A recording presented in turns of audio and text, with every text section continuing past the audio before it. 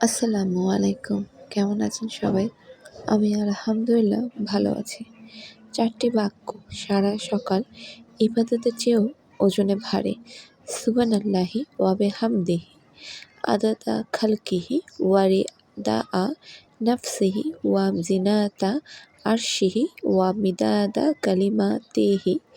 অর্থ: আল্লাহ পবিত্র এবং সকল প্রশংসা তার জন্যই। এই পবিত্রতা ও প্রশংসা তার সৃষ্টির বস্তুর সমান, তার নিজের সন্তুষ্টির সমান।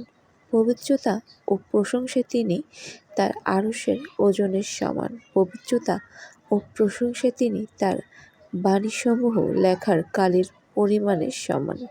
সহিহ মুসলিম হাদিস 2726। যে দোয়া পড়লে, যে 4টি বাক্য পড়লে সারা সকাল ইবাদতের থেকেও বেশি সওয়াব পাওয়া যাবে, তাহলে কেন না? যেহেতু আমরা সারা সকাল দোয়া পড়তে পারবো না, স্বাভাবিক আমাদের কাজ থাকে, বাসায় থাকে, বাইরে থাকে, তাই আমরা এই বাক্যগুলো একটি নোটবুকে নোট করে নিব, যাতে ফজরের নামাজের পরে আমরা সেগুলো পড়তে পারি।